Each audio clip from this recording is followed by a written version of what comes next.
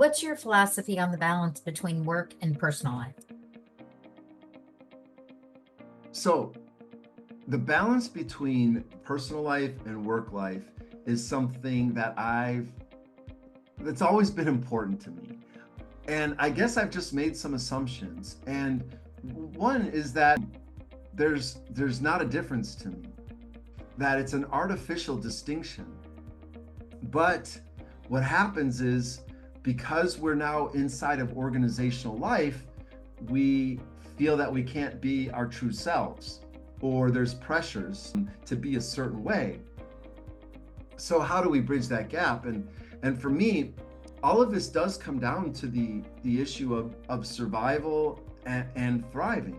So survival would be needing to have the job, needing sustenance, and then thriving would be within that. How could you be your fullest self? And so that's not an easy thing. I've certainly been in jobs where I'm like, I hate this job, and other jobs where and usually I felt like a matter of luck. Like, oh, it's great to be here. Oh, and then it turned bad. Maybe new people came, or old people left, good people left, or the business went out of business, or whatever. So, what are the factors that lead to that positive experience at work? And so, the phrase we use in progression theory is something called individual environment fit, or we just say IEF, individual environment fit. And I kind of do this. I go, there's the individual, there's the environment, and what we want to do is we want to find that good fit. Now, one of the ways we describe that is alignment between the two. And so in the workplace, the degree possible, we could just survive, or we can thrive, we could grow, we can flourish. This is what thrive means: grow, flourish. And then the way we say it often is make meaningful progress. And you can't make meaningful progress in a situation where you're not your true self.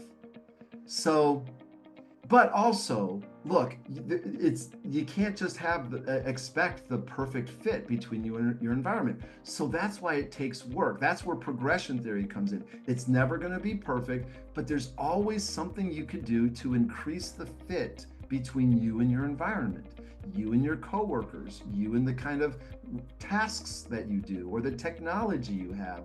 So use progression theory to help bridge that divide between personal and professional, and do it over time, slowly over time. The way one leadership guru says, Marcus Buckingham, in his British accent, he'd say, you have to tilt the floor a little bit more in your favor.